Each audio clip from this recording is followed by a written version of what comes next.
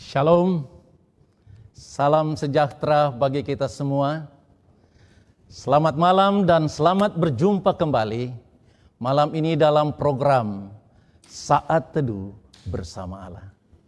Saudara-saudara umat-umat Tuhan, anggota Gereja Masih Advent hari ke-7, Uni Conference Indonesia Kawasan Timur, bersama seluruh pemirsa di mana saja Anda berada. Walaupun di tengah-tengah suasana pandemi COVID-19 dan pemerintah menganjurkan agar kita tetap tinggal di rumah, belajar di rumah, dan kita bekerja dari rumah, serta beribadah di rumah. Saudaraku, oleh sebab ini adalah menanggal penularan virus corona, maka pada kesempatan ini, program Saat Teduh Bersama dengan Allah dengan tema Kristus Kebenaran dan Kemenangan Kita bagi segala bangsa, mari kita gunakan dengan sebaik-baiknya. Dan kita belajar akan firman Allah agar supaya kita lebih kuat dengan Tuhan. Mengapa penting kita belajar akan firman Allah? Kenapa, saudaraku? Oleh sebab di dalam Amos 8 ayat 11 dan 12 berkata, sesungguhnya waktu akan datang, demikianlah firman Tuhan, aku akan mengirimkan kelaparan ke negeri ini, bukan kelaparan akan makanan, dan bukan kehausan akan air, melainkan akan mendengarkan firman Tuhan. Saudaraku, kenapa penting? Oleh sebab pada satu saat nanti Tuhan akan datangkan kelaparan di dunia ini, tetapi bukan lapar akan makanan, bukan haus akan minuman, tetapi akan lapar tentang firman Tuhan. Ayat 12 selanjutnya mengatakan, mereka akan mengembara dari laut ke laut dan menjelajah dari utara ke timur untuk mencari firman Tuhan, tetapi tidak mendapatnya. Saudaraku, di saat manakala akan terjadi kelaparan akan firman Tuhan, saudara dan saya akan mengembara dari laut ke laut, akan mengembara dari utara ke timur, tetapi tidak pernah mendapatkan firman Allah. Mungkin Anda akan dari Jayapura berangkat ke Jakarta, mau cari mana firman Allah? Mungkin kita dari Manado akan berangkat ke Jayapura, mau cari di mana ada pekabaran firman Allah. Tetapi pada saat itu tidak ada lagi. Itulah sebabnya kesempatan yang baik untuk kita belajar akan firman Tuhan. Malam hari ini kita akan belajar seri yang ke-14 dengan judul Hidup Baru di dalam Yesus. Sebelum kita lanjutkan, mari kita berdoa. Bapa kami di dalam kerajaan sorga, malam hari ini kami akan melanjutkan penyelidikan akan firman Tuhan dengan tema Hidup Baru bersama Yesus. Kiranya Roh Suci bersama-sama dengan kami, semua para permisa di mana mereka berada, agar ketika firman Tuhan disampaikan, kami boleh mengerti dan kami hidupkan di dalam kehidupan kami. Kami serahkan ke dalam tangan Tuhan pekabaran hari ini. Di dalam nama Yesus kami berdoa. Amin. Saudaraku yang Yesus kasih, hidup baru di dalam Yesus. Hidup baru di dalam Yesus merupakan jalan menuju kepada hidup yang kekal. Saudara, setiap manusia diperhadapkan kepada jalan hidup. Setiap manusia yang hidup di dalam dunia ini diperhadapkan kepada jalan hidup. Dan selanjutnya menyatakan setiap kehidupan ada awal dan ada akhirnya. Dan hasil kehidupan itu ditentukan oleh jalan yang kita pilih. Pilihlah jalan yang benar. Oleh sebab kehidupan kita, kitalah yang menentukannya. Saudaraku yang Yesus kasih, apakah jalan yang kita lalui adalah jalan menuju kepada kehidupan kekal? Apakah kita dalam kehidupan kita yang kita sedang jalani saat ini, apakah kita merasa bahwa kehidupan kita menuju kepada kehidupan yang kekal? Ini menjadi pertanyaan bagi kita sekalian. Apa kata Yesus tentang jalan hidup manusia? Yesus kadangkala berbicara tentang sorga dan neraka. Yesus kadangkala berbicara tentang domba dan kambing. Yesus kadangkala berbicara tentang gandum dan lalang. Ini menjadi pilihan bagi kita. Apakah kita berjalan di dalam kehidupan kita menuju kepada kehidupan yang kekal? Firman Allah mengatakan, Alkitab mengatakan kepada kita bahwa hidup manusia di dunia ini kita menghadapi dua nasib. Yang pertama adalah kematian yang kekal, dan yang kedua adalah hidup yang kekal.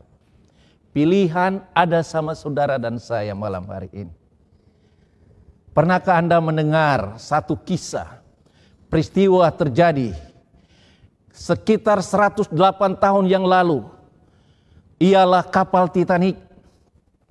Saudara-saudara, ketika Anda mengetahui tentang kapal Titanic ini, mengatakan bahwa kapal inilah adalah kapal yang termegah dan terbesar di dunia.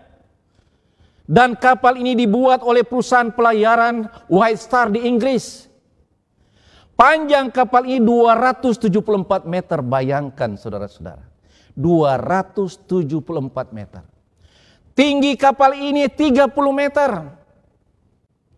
Ketika selesai dibuat, kapal ini sudah siap, diadakan uji coba untuk ketangguhan di mana kapal ini akan berlayar di lautan.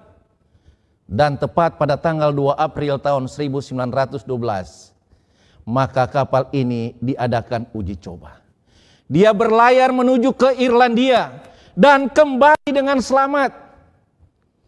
Ketika kapal ini sudah kembali dengan selamat, satu hal yang mengagumkan para anak buah kapal mengatakan bahwa kapal ini tidak akan pernah ditenggelamkan. Gelombang yang bagaimanapun akan tetap dia berlayar. Yang menjadi keheranan saudara, seorang berkata, walaupun Allah melakukan suatu, kapal ini tidak akan tenggelam. Oh, luar biasa. Dan akhirnya pada saat itu mereka mengadakan pelayaran. Pelayaran yang pertama, pelayaran perdana tanggal 10 April tahun 1912 dari Inggris menuju ke New York. Mereka menyinggahi ada beberapa negara, Perancis dan Irlandia. Dan saudara tahu berapa penumpang yang saat itu sedang mengikuti kapal ini? Para orang-orang kaya, para jutawan, para milioner. Mereka telah membayar tiket untuk mengadakan pelayaran pada waktu itu.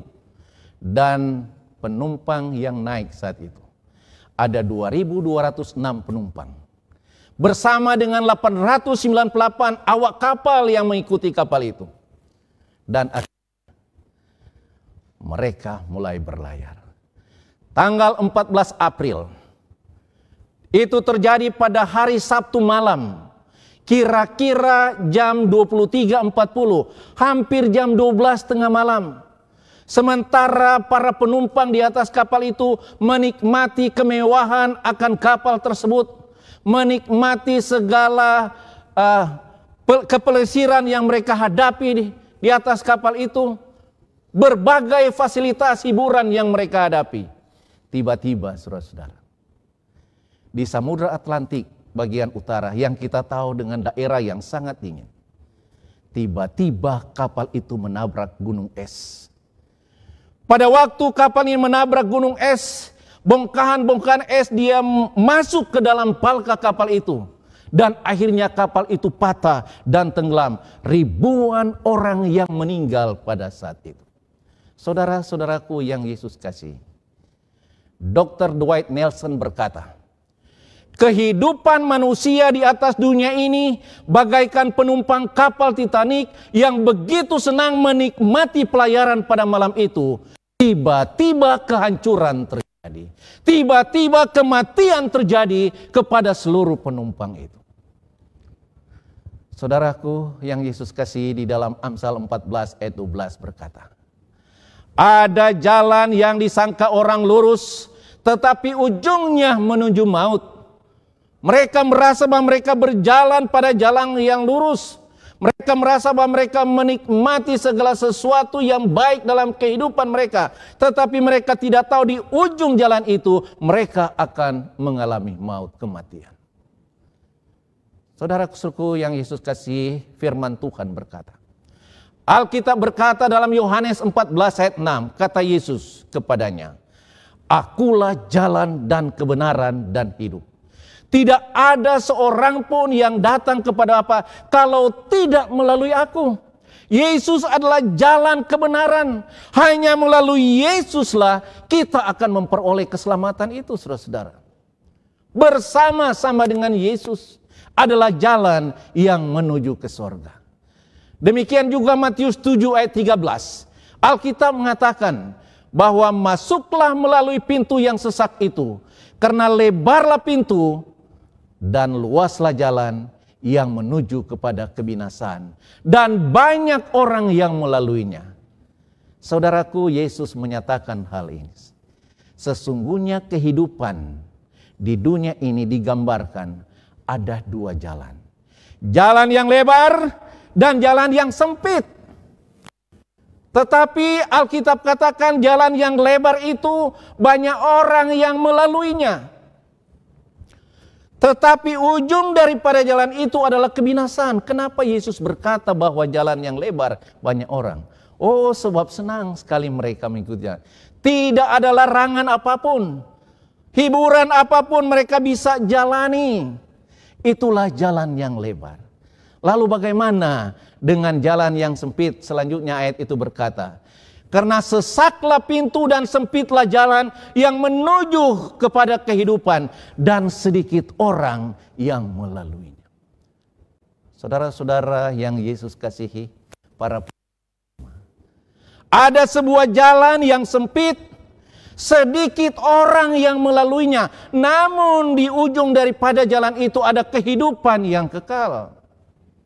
Sedikit orang yang melalui jalan ini. Kemanakah saudara akan berjalan? Apakah jalan lebar atau jalan sempit? Jalan sempit menuju kepada kehidupan dan sedikit orang yang menjalaninya. Lukas 12 ayat 32 berkata, Jangan takut, hai kamu kawanan kecil. Karena Bapamu telah berkenan memberi kamu kerajaan itu. Jangan takut walaupun hanya sedikit yang berjalan pada jalan yang sempit. Jangan takut.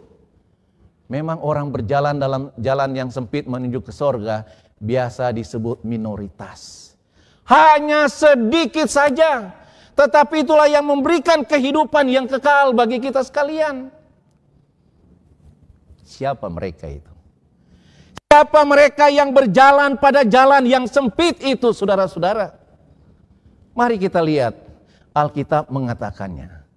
Kita belajar Alkitab. Dan saya percaya juga saudara-saudara di rumah mempunyai Alkitab. Alkitab yang ada pada kami. Ayat-ayat yang kami sampaikan adalah sama dengan Alkitab, saudara. Siapa mereka yang berjalan pada jalan yang sempit? Yohanes 14:15 berkata, Jikalau kamu mengasihi aku, kamu akan menuruti segala perintahku. Itu orang-orang yang berjalan pada jalan.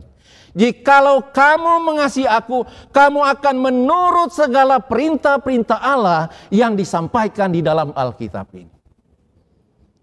Perintah yang bagaimana, saudara-saudara? Ya. Bagaimana caranya supaya kita beroleh hidup kekal? Kita menurut perintah Allah. Kita harus ada hidup baru di dalam kehidupan kita. Hidup baru bersama dengan Yesus.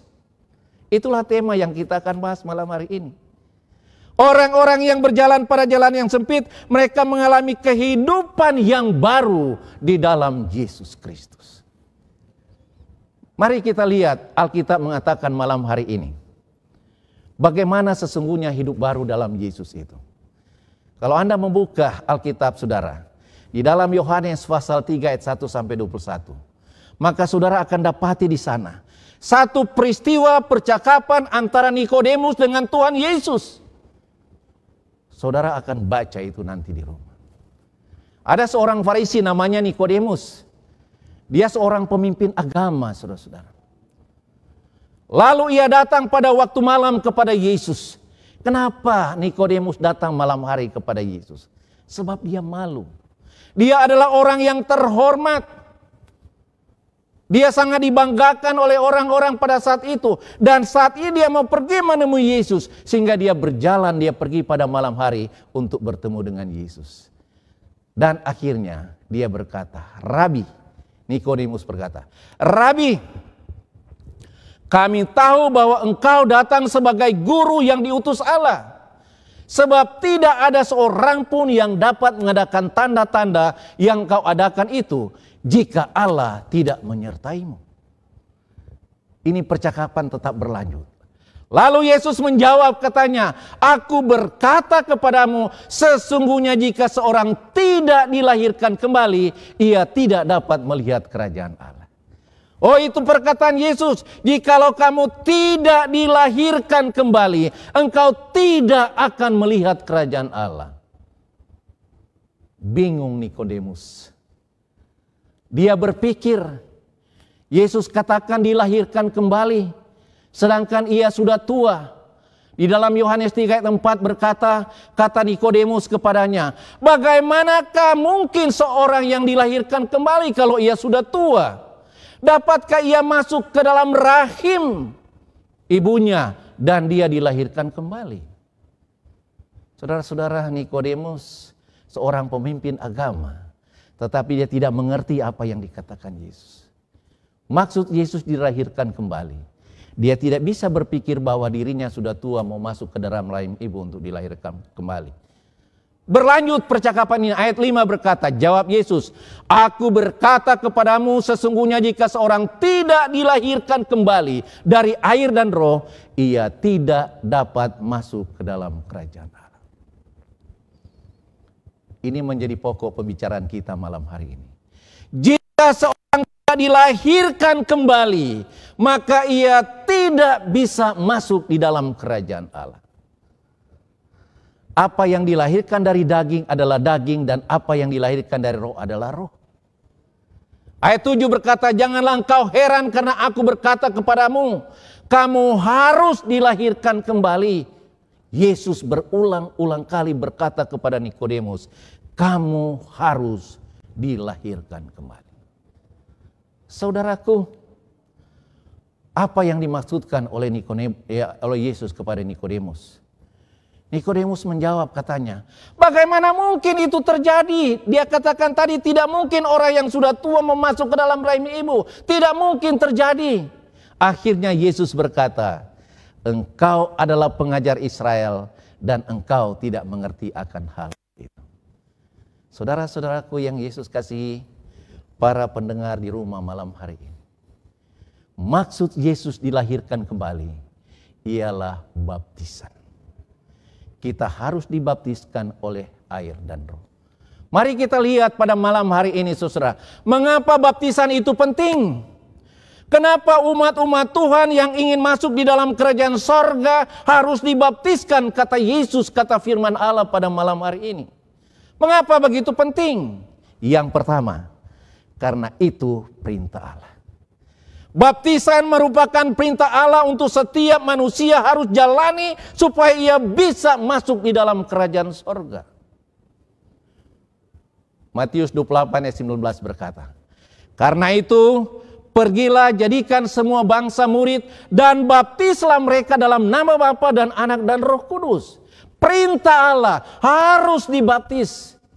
Mengapa penting baptisan? Bagian kedua, karena itu mengikuti teladan Yesus. Pertama, perintah Allah. Kedua, mengikuti teladan Yesus. Matius 3, saudara boleh baca dalam Matius 3, 13 sampai 15. Mengikuti teladan Yesus atau meniru teladan Yesus dalam hal apa? Pertama, menurut perintah Allah. Pekabaran tentang perintah Allah, hukum sudah disampaikan. Mau mengikuti Yesus, teladan Yesus, harus turut akan 10 hukum. Kedua, harus memelihara hari kudus Allah, hari Sabat yang Tuhan telah berikan kepada manusia. Itulah teladan Yesus. Dan yang ketiga, dibaptiskan sebagai pengakuan iman. Inilah yang kita lihat ya, mengapa penting baptisan. Ketiga, penggenapan peraturan ilahi.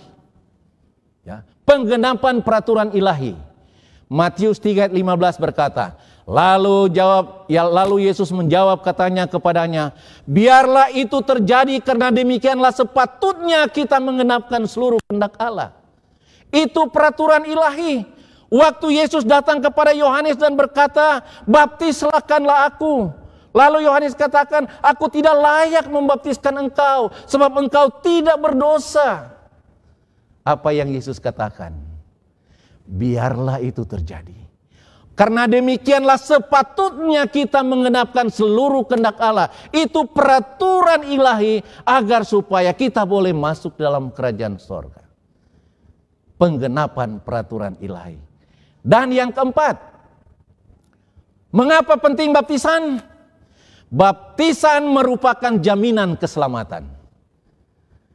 Markus 16 ayat 16 berkata, siapa yang percaya dan dibaptis akan diselamatkan, tetapi siapa yang tidak percaya akan dihukum. Baptisan merupakan jalan kepada keselamatan. Apabila Anda sekalian ingin selamat, kita harus melalui baptisan. Itulah sebabnya baptisan penting. Kalau sekarang saudara-saudara kita lihat, kita membuka firman Allah dalam seluruh perjanjian baru, maka saudara akan dapati ada 80 kali menyebutkan soal baptisan. Apa Alkitab katakan tentang baptisan yang benar? Apa yang Alkitab katakan tentang baptisan yang benar, saudara-saudaraku? Alkitab membicarakan hanya satu baptisan. Alkitab tidak berbicara baptisan yang lain. Tetapi dunia Kristen modern telah berbeda pendapat mengenai pelajaran ini, saudara-saudara. Ada bermacam-macam baptisan yang dipertahankan dan diajarkan. Ada beberapa contoh. Baptisan melalui pengibaran bendera. Ada baptisan melalui percikan. Ada baptisan mengenai curahan air. Ada baptisan diselamkan.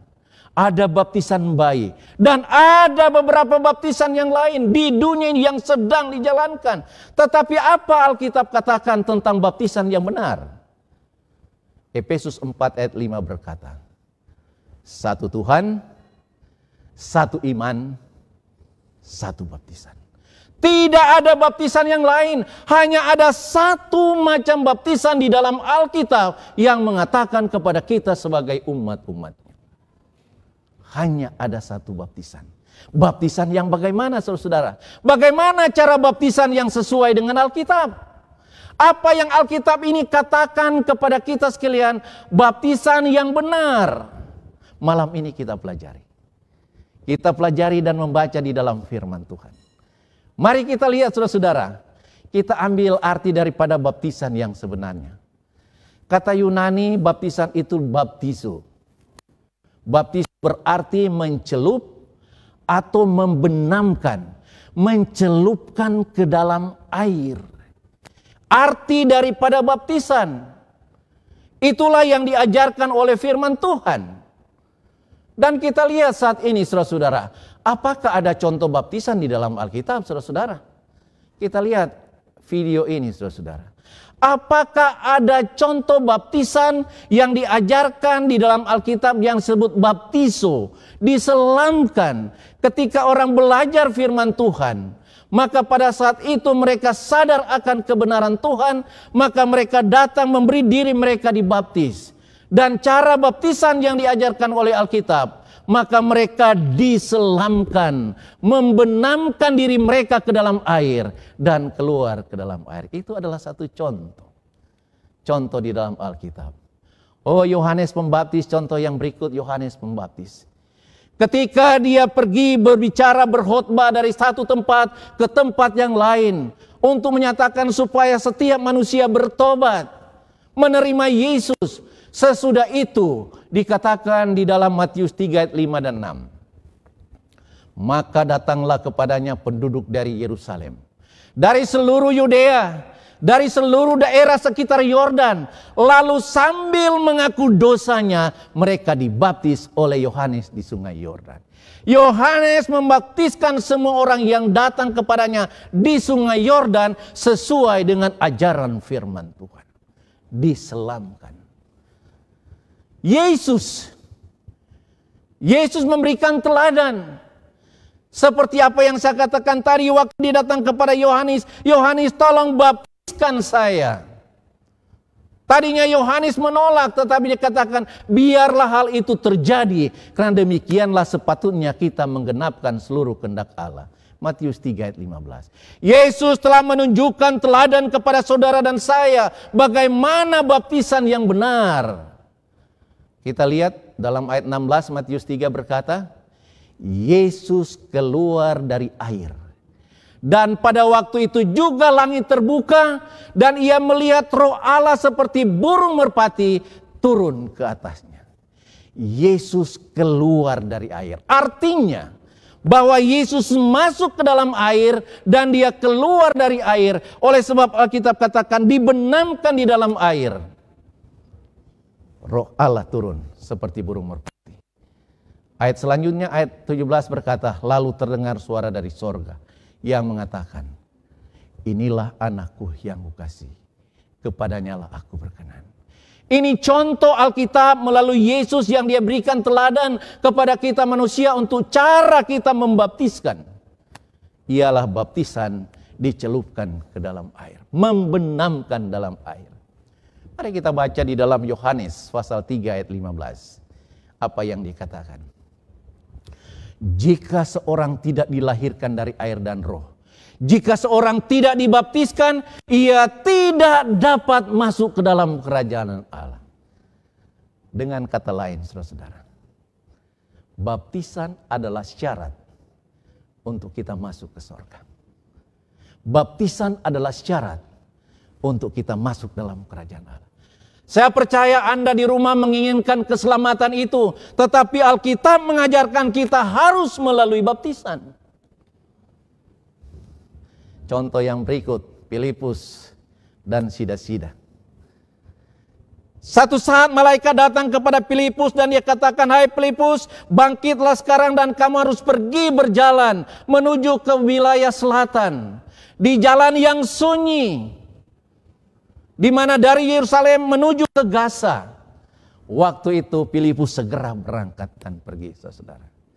Waktu sampai di jalan itu, di jalan yang sunyi, dia melihat ada seorang yang sedang berjalan di atas kereta,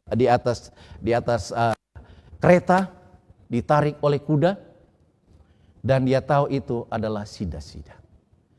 Sida-Sida yang sedang berjalan, baru saja dia pulang dari acara ibadah di Yerusalem. Ketika dia kembali di atas kereta, di mana Filipus melihat dia sedang mempelajari akan buku Yesaya. Filipus mendekati dia, sebagaimana malaikat katakan, dekatilah kepada Sida-Sida itu. Pada waktu dia datang mendekati, maka dia berkata. Itu saudara boleh baca dalam Kisah pasal 8. Saudara baca di rumah. Dan akhirnya Filipus berkata, Sida-Sida, apa yang kau sedang bacakan? Apakah kau mengerti apa yang kau bacakan? Lalu Sida-Sida itu berkata, bagaimana saya bisa mengerti sedangkan tidak ada orang yang menuntun saya? Akhirnya pada waktu Filipus berkata, aku akan siap menuntun engkau. Dan pada waktu dalam perjalanan, Filipus menerangkan setiap firman Tuhan yang dibaca oleh Sida-Sida. Kisah 8:36 berkata, mereka melanjutkan perjalanan mereka dan tiba di satu tempat yang ada air. Lalu kata Sida-Sida itu, sementara di jalan, lihat ada air di jalan. Lalu apa yang dikatakan selanjutnya? Lihat di situ ada air. Apakah halangannya jika aku dibaptis? Tidak ada halangan lagi sebab ada air. Maka dikatakan pada ayat selanjutnya, ayat 38 berkata, lalu orang Ethiopia itu menyuruh menghentikan kereta itu, dan keduanya turun ke dalam air. Mereka turun ke dalam air, baik Filipus maupun Sida-Sida, dan Filipus membaptiskan dia. Saudara-saudaraku yang Yesus kasihi, Alkitab yang mengatakan, bukan saya yang mengatakan, Firman Tuhan yang mengatakan bahwa sida-sida juga mengikuti apa yang diajarkan Alkitab, ialah dia dibaptiskan, dicelupkan masuk ke dalam air dan dibaptiskan oleh Filipus. Ini lambang dari baptisan, saudara-saudara. Kenapa harus diselamkan? Mengapa harus dibenamkan? Ada lambangnya ya. Lambang dari baptisan itu ialah Yesus disalibkan, dia mati, dikuburkan, setelah dikuburkan dia bangkit. Itu adalah lambang daripada baptisan itu, baptisan yang benar. Saudara-saudara, 6 ayat 3 dan 4 berkata, atau tidak tahukah kamu bahwa kita semua yang telah dibaptis dalam Kristus telah dibaptiskan di dalam kematiannya? Itu lambang. Kita telah dibaptiskan oleh kematiannya. Ayat yang keempat selanjutnya berkata, dengan demikian kita telah dikuburkan bersama-sama dengan dia oleh baptisan dalam kematian, supaya sama seperti Kristus telah dibangkitkan dari antara orang mati oleh kemuliaan Bapa, demikian juga kita akan hidup baru di dalam Tuhan, di dalam Yesus. Saudaraku, ini lambang dari baptisan. Kenapa harus dicelupkan? Oleh sebab itu melambangkan kematian Yesus. Dia mati, dikuburkan, dan dia bangkit. Oleh karena itu merupakan lambang, orang bertanya, itu kan hanya lambang. Itu kan hanya lambang dengan kematian Yesus. Walaupun itu lambang, tetapi kita tidak bisa merubah lambang daripada baptisan. Ialah kematian, dikuburkan, dan bangkit. Saya ambil contoh ini, saudara-saudara. Lambang daripada negara kita yang tercinta, negara Republik Indonesia. Kita lihat ini burung Garuda. Apakah lambang ini kita bisa ganti dengan burung yang lain? Apakah lambang Indonesia dengan burung Garuda ini kita bisa ganti dengan burung yang lain, burung cendrawasih di Papua yang kita tahu sangat indah? Tidak bisa. Walaupun itu hanya lambang. Begitu juga dengan baptisan melambangkan akan kematian Yesus. Dan dia dikuburkan dan dibangkitkan. Itulah sebabnya Rasul Paulus menggunakan gambaran kata yang hanya sederhana.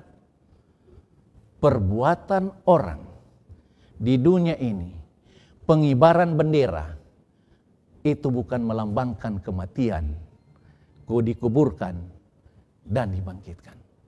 Atau dengan mencurahkan air, itu bukan lambang daripada kematian, dikuburkan dan dibangkitkan. Lambang itu adalah lambang kematian daripada Yesus, oleh sebab baptisan sama dengan kematian terhadap gaya hidup orang berdosa. Melalui baptisan maka kita mati, dikuburkan dosa-dosa kita di dalam air baptisan. Ini merupakan lambang penguburan dosa-dosa kita yang dalam kuburan air baptisan. Segala dosa-dosa kita disucikan. Pada waktu keluar dari air setelah dibaptis, itu disebut kebangkitan kepada hidup yang baru dalam Kristus. Ini tema pelajaran kita. Hidup baru dalam Kristus adalah ketika kita melalui baptisan yang diajarkan Alkitab, kita diselamkan dan kita memperoleh hidup baru. Dosa-dosa kita sudah dikuburkan di dalam air baptisan. Kita hidup baru. Oh, sungguh senang. Luar biasa. Kita hidup baru, tidak ada dosa lagi. Itulah sebabnya, itulah jalan menuju kepada keselamatan. Apakah baptisan itu? Pertanyaan, apa baptisan itu, saudara? Dikatakan bahwa baptisan adalah suatu upacara yang dinobatkan Allah, di mana kita diresmikan sebagai anggota Allah yang kekal. Pada baptisan kita diresmikan untuk masuk ke dalam kerajaan surga. Itulah baptisan, kita diresmikan. Kita sebagai warga kerajaan surga, siap untuk diselamatkan. Baptisan merupakan akte kelahiran sebagai warga kerajaan surga. Kalau orang tidak punya akte kelahiran, susah mau cari kerja. Tetapi pada waktu kita dibaptiskan sesuai ajaran kitab, kita punya akte kelahiran sebagai warga negara surga. Kedua, baptisan adalah pernikahan kita dengan Allah secara rohani. Ketiga, dengan baptisan maka kita dikenal sebagai anak Allah, murid-murid Kristus, dan sahabat sorga. Itulah baptisan, saudara. Sekarang syarat untuk kita sebelum dibaptis. Ada syarat. Bukan kita sembarang langsung dibaptiskan. Ada syarat untuk kita sebelum dibaptiskan. Mari kita lihat syarat yang bagaimana. Pertama, harus diajar. Selama ada program Saat Teduh bersama dengan Allah, kita belajar firman Tuhan. Kita diajar dari malam ke malam, sudah ikuti belajar akan firman Tuhan. Markus 16 ayat 15 berkata, lalu ia berkata kepada mereka, pergilah ke seluruh dunia, beritakanlah Injil kepada segala makhluk.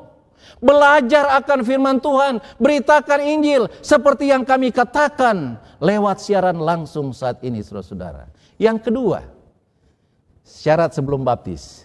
Pertama belajar. Kedua percaya.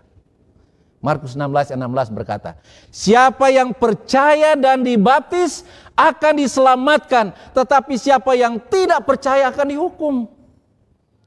Jadi kedua kita harus percaya. Percaya kepada Yesus sebagai jalan dan kebenaran dan hidup. Dan kita dibaptiskan.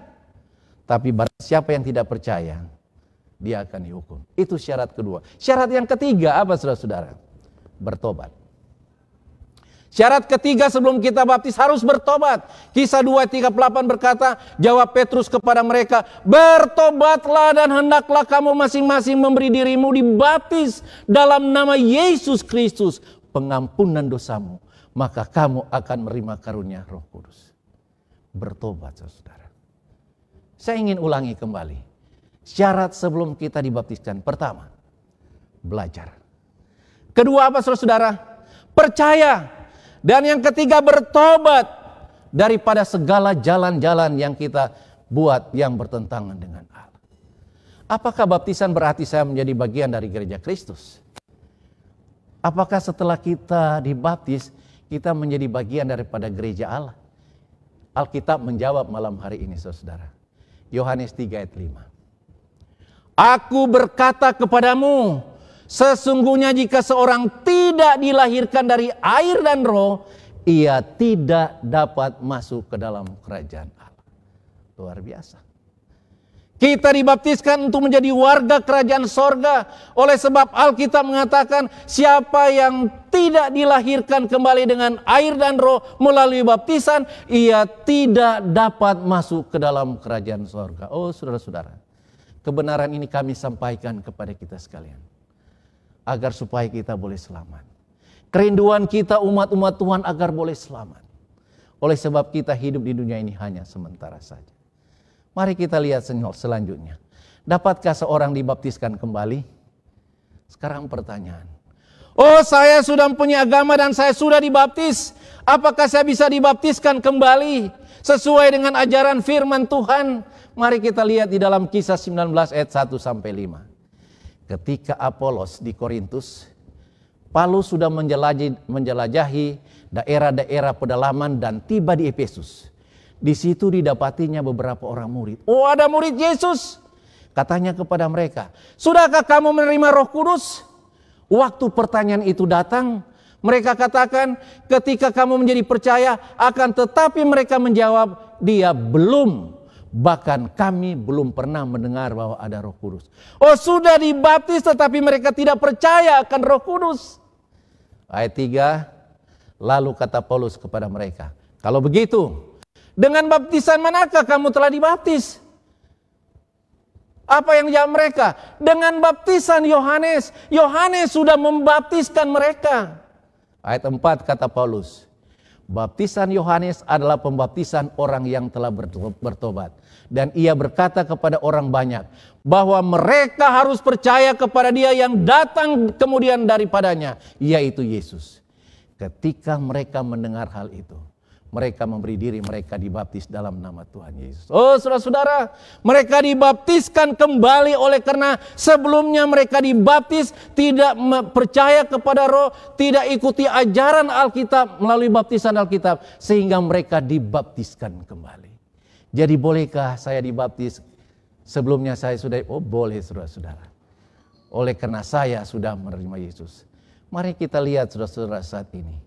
Satu saat di Moskow diadakan KKR dan penceramah itu adalah evangelis Mark Finley.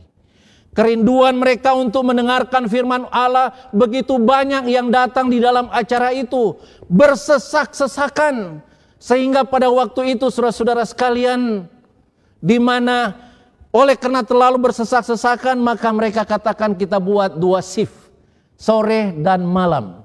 Tetapi begitu juga tetap berdesak-desakan. Kalau begitu kita buat saja pungut karcis, bayar. Walaupun bayar, mereka datang dan dibagikan Alkitab kepada mereka dengan truk-truk di bawah Alkitab. Kerinduan mereka belajar. Dan sesudah itu saudara-saudara sekalian, mereka belajar, dan ketika mereka percaya kepada Allah, mereka bertobat kepada Allah, lalu mereka memberi diri, mereka dibaptiskan melalui ajaran Alkitab. Mereka masuk ke dalam air dan mereka dicelupkan, dibenamkan di dalam air.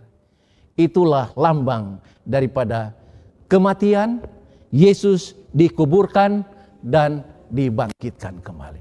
Dosa-dosa kita sudah diampuni saudara-saudara.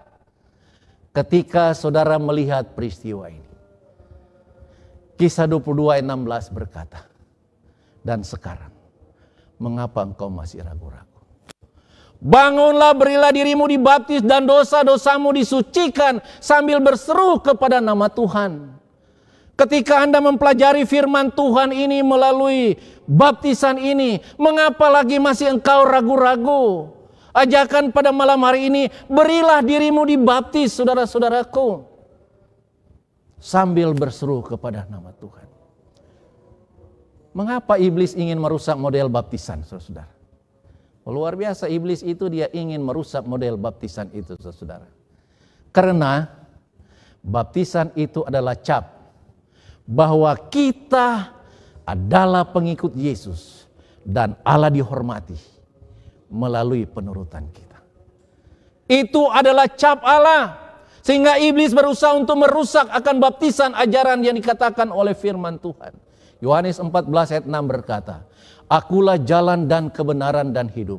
Tidak ada seorang pun yang datang kepada Bapa kalau tidak melalui aku. Hanya melalui Yesus Kristus maka keselamatan kita akan peroleh. Hanya melalui ajaran Yesus, baptisan yang benar, kita dibaptis dan kita memperoleh keselamatan. Sebagaimana janji Alkitab itu. Yohanes 14 ayat 15 berkata, Jikalau kamu mengasihi aku, kamu akan menuruti segala perintahku. Itu Allah yang minta. Jikalau kamu benar-benar mengasihi Tuhan dan ingin selamat, kamu harus menurut segala perintah Allah. Kamu harus menurut segala teladan yang Allah berikan. Firman Tuhan yang disampaikan melalui baptisan yang suci. Yohanes 3 ayat 5 berkata, Jawab Yesus, Aku berkata kepadamu, sesungguhnya jika seorang tidak dilahirkan dari air dan roh, ia tidak dapat masuk ke dalam kerajaan surga. Sekali lagi saudara-saudara, penekanan ini datang kepada kita. Jika kita tidak dilahirkan kembali, jika kita tidak dibaptiskan, maka kita tidak akan masuk ke dalam kerajaan surga. Luar biasa saudara-saudara. Kita mendapatkan pelajaran yang sangat penting malam hari ini. Oleh sebab di dalam Ibrani 3 ayat 7 dan 8 berkata, sebab itu seperti yang dikatakan Roh Kudus. Ayat ini muncul kemarin malam. Yang menyatakan sesungguhnya dosa yang tidak dapat diampuni adalah menghujat roh. Saat ini Roh Kudus datang kepada kita dan dia datang di pintu hati kita, mengetuk pintu hati kita dan berkata, pada hari ini, jika kamu mendengar suaranya, janganlah keraskan hatimu. Kalau saudara mendengar ketukan Roh Suci malam hari ini, agar supaya saudara menerima kebenaran ini, agar supaya kita dibaptiskan kembali, jangan kita tolak akan panggilan Allah. Jangan kita tolak akan bisikan Roh itu. Mari datang kepada Yesus, maka kita akan diampuni. Maka kita akan diselamatkan. Roh Allah akan turun ke atas mereka yang berani dibaptis untuk menuruti seluruh kehendak Allah. Apabila saudara-saudara melihat bahwa kalau kita mau dibaptiskan, ada banyak tantangan yang kita peroleh. Ada banyak tantangan. Karena itu kita tidak perlu takut. Kita tidak perlu cemas. Kita tidak perlu resah. Kita tidak perlu khawatir. Atau kita tidak perlu gelisah. Dan kita tidak perlu malu untuk menyatakan, Tuhan, saya menerima kebenaran ini dan saya rindu untuk dibaptiskan. Roma 8 ayat 31 bagian B berkata, jika Allah di pihak kita, siapakah yang akan melawan kita? Kalau kita bersama-sama dengan Tuhan, tantangan apa saja saya akan berani, Tuhan. Saya akan mau menerima Engkau. Tuhan, saya rindu untuk diselamatkan. Tuhan, saya rindu untuk dibaptiskan. Datanglah kepada Tuhan. Jangan kita malu. Kembali dalam Kisah 22 ayat 16 berkata, dan sekarang, mengapa engkau masih ragu-ragu? Jangan ragu-ragu lagi saudara-saudara sekalian. Bangunlah, berilah dirimu dibaptis dan dosa-dosamu disucikan sambil berseru akan nama Tuhan. Yakobus 4 ayat 17 berkata, jika seorang tahu bagaimana ia harus berbuat baik, tetapi ia tidak melakukannya, ia berdosa. Oh saudara-saudaraku, jika seorang tahu bagaimana ia harus berbuat baik tetapi dia tidak melakukannya, dia berdosa. Jika saudara di rumah saat ini sudah tahu bahwa baptisan yang benar, ia baptisan yang dicelupkan, lalu kita tidak melakukannya, Alkitab mengatakan, firman Tuhan berkata, kita berbuat dosa. Saudara, sebagai kesimpulan malam hari ini, Allah memberikan kebebasan untuk kita memilih mana yang saudara akan pilih, saudara-saudara. Ada 5 penyesalan dalam hidup manusia karena salah bertindak. Ada 5 penyesalan dalam hidup manusia karena salah bertindak. Pertama, penyesalannya hanya dalam sehari. Kalau ibu-ibu masak di rumah, lalu dia salah masak, bumbu terlalu banyak, garam terlalu banyak, menyesallah ia. Tetapi hanya sehari, besok dia boleh membuat makanan yang lebih baik. Itu penyesalan sehari. Ada penyesalan seminggu. Seorang datang, dia mengatur akan kumisnya. Ya. Dia buat, kalau salah atur, dia menyesal. Tetapi hanya dalam seminggu, dia sudah bisa robah kembali menjadi sempurna. Itu penyesalan yang kedua. Penyesalan yang ketiga, saudara-saudara. Penyesalan yang ketiga adalah penyesalan sebulan bisa dirubah. Seorang pergi di tempat gunting rambut. Lalu dia salah gunting rambut, dia menyesal salah. Tetapi hanya sebulan kemudian dia bisa merubah akan rambutnya untuk dirubah, digunting serupa dengan apa yang dia suka. Penyesalan yang keempat adalah penyesalan 1 tahun. Sudah tahu? Ketika seorang pelajar atau para mahasiswa, dia salah bertindak, dia tidak belajar, sehingga dia mendapat angka yang tidak baik, sehingga dia tidak bisa tamat, dia tidak bisa naik kelas. Penyesalannya hanya setahun, tahun depan dia bisa robah kembali.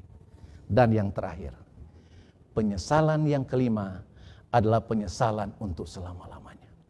Apabila dalam hidup saudara sekalian salah bertindak, salah melakukan, tidak mengikuti ajaran Alkitab, tidak mengikuti teladan Yesus, maka untuk selama-lamanya saudara akan binasa. Pilihan ada kepada saudara. Pilihlah jalan yang benar agar kita tidak menyesal, tidak ada gunanya. Kita berjalan di dalam kebenaran Tuhan, mengikuti teladan Yesus, mengikuti baptisan yang diajarkan Alkitab, dan upah kita, keselamatan yang kita akan peroleh ketika Yesus datang kedua kali adalah doa dan harapan saya.